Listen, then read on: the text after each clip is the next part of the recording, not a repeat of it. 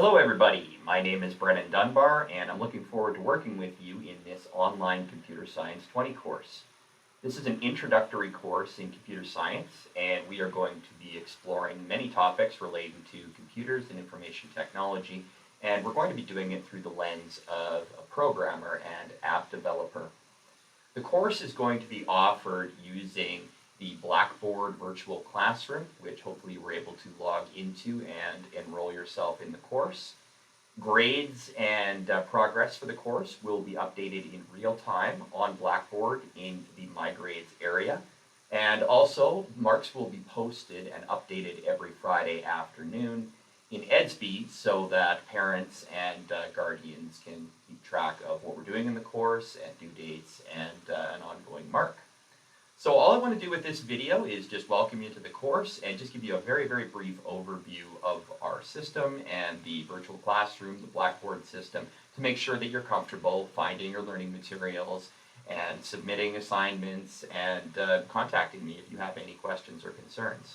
So without further ado, I think I'll just move over to my screen captures and just show you the Blackboard classroom and help you navigate into it so that you can find whatever it is you're looking for.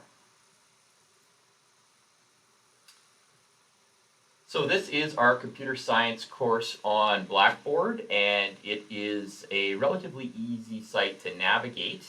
I'm just going to put it in student view here so that you will see, or this will show, pretty much exactly what you see when you log into your Blackboard.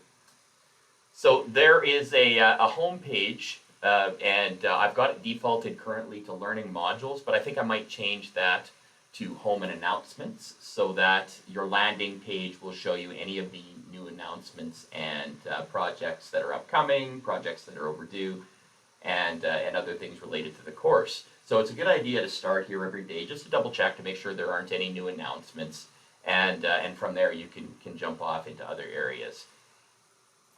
The very first thing that we want students to do is go to the Start Here section of the website.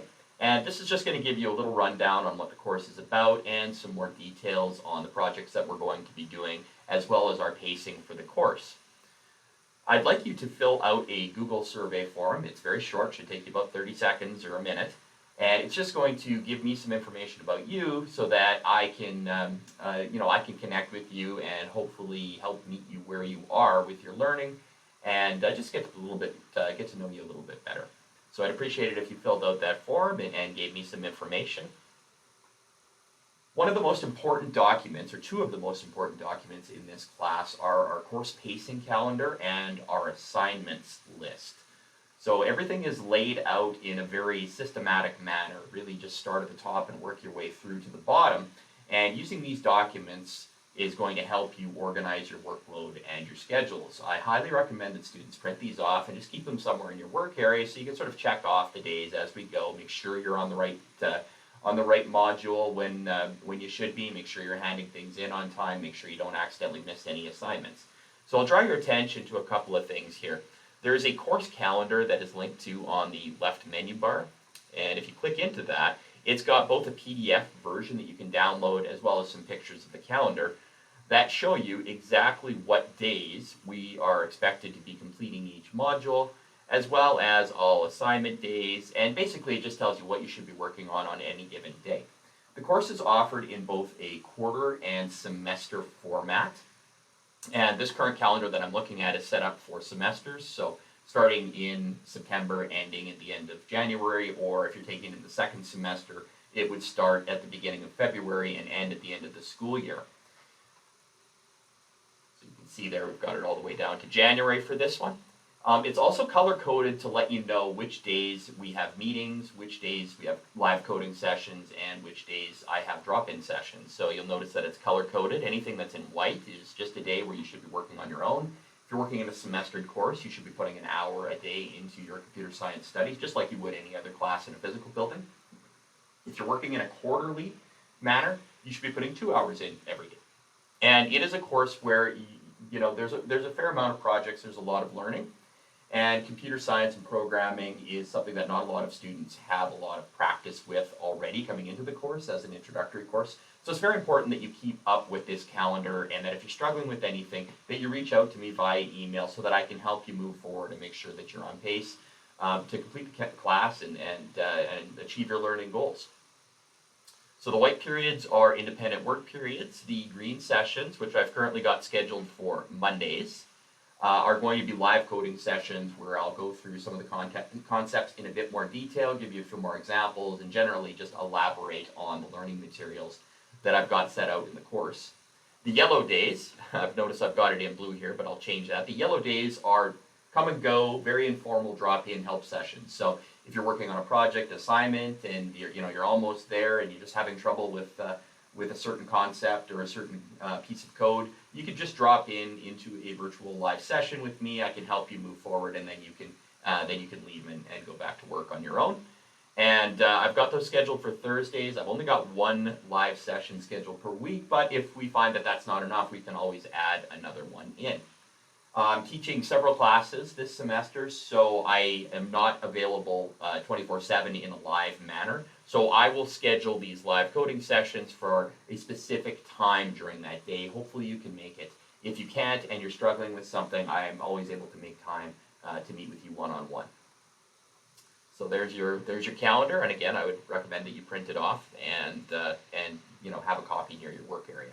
The other really important document is I have a list of all the assignments for the class, and it's just a PDF in the Start Here section. So if we click on that, okay, again, you can print it off and just use it as a checklist. It shows you which unit or which module each of the assignments or projects is in. It shows you how many marks, and it's just got a little check mark box there if you choose to use it as a checklist. So it is in linear sequential order, so you should be starting at the top and moving your way down all the way to the end of the course. The course culminates in an independent final project that I'm going to give you about 3 weeks to work on. I recommend that you start thinking about this about a quarter, halfway into the course, and don't leave it to the last minute. You're going to have a proposal document that you'll submit to me indicating what it is you want to do for your final project. I try to leave it as flexible and open as possible, and after that proposal has been signed off on or amended as necessary, then you can work on your final project, and the final 2 submissions in the course are going to be project documentation, which we'll go into, as well as the final project itself. So that's another very, very helpful document that I recommend that you download and print off. If you're new to Blackboard, there's also a Blackboard orientation tutorial. It's not very long. It only takes about half an hour. So if you've never used the Blackboard system, I highly recommend that you go into this student orientation and then work your way through it. There's a course outline that is available in PDF, just like you would see in a physical classroom. A teacher would usually distribute this on paper, so that's up there.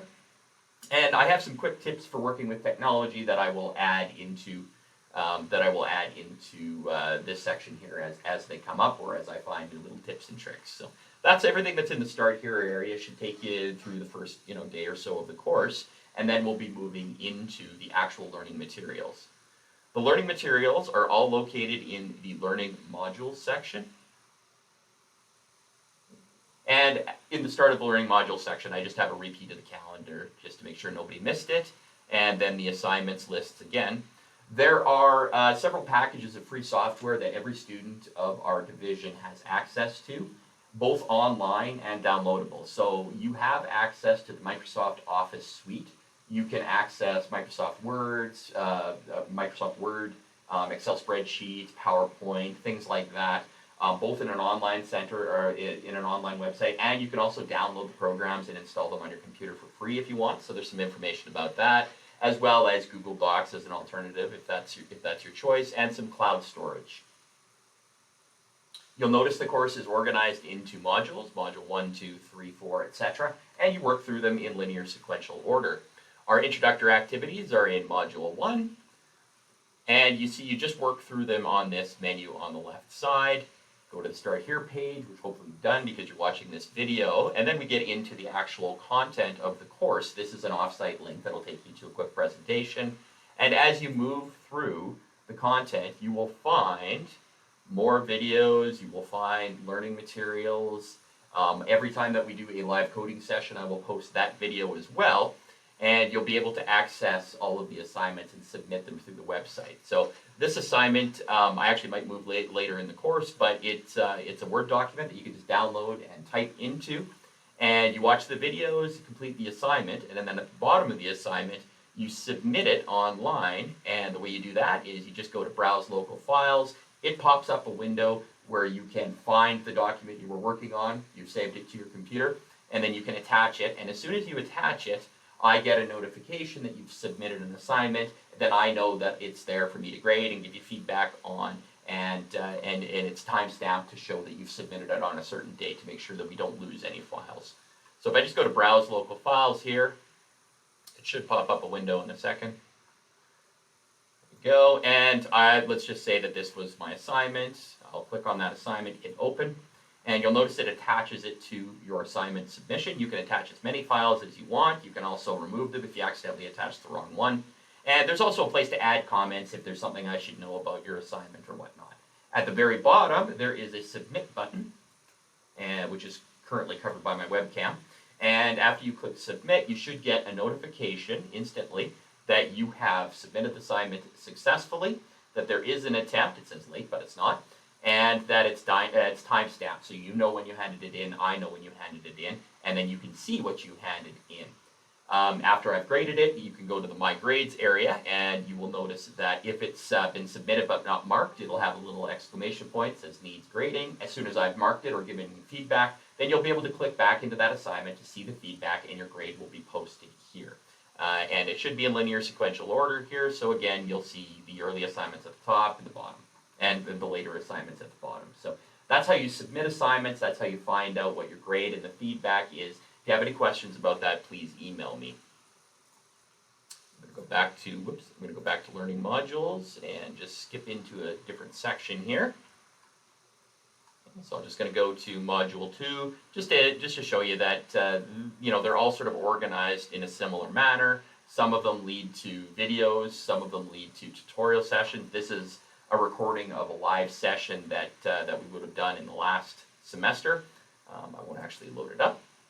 And then there's lessons that are embedded in YouTube, and as you work your way down, you'll just find quizzes. Quizzes are done strictly online, so you do them right inside the Blackboard system and submit them that way. And there's also assignments that you need to hand in, like the one I saw before. There should be strong indications or strong instructions on what you need to do and how you need to do it, what you need to know in order to complete the assignments. And then, as always, at the bottom, you can browse local files to hand in whatever file or files belong with the assignment.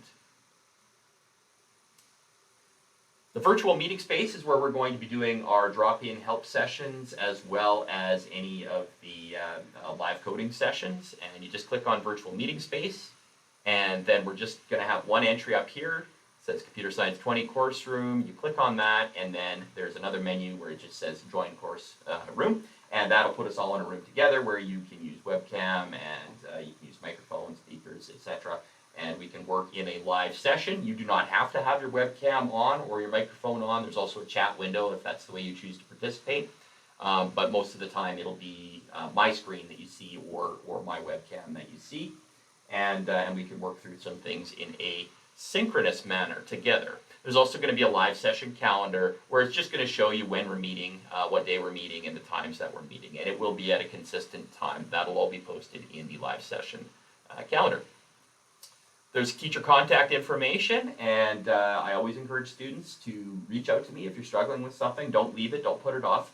Send me an email. I'm very responsive to email, and I can either give you a response via email, send you a picture, or if it's something that we need to work through together, we can arrange to meet on it.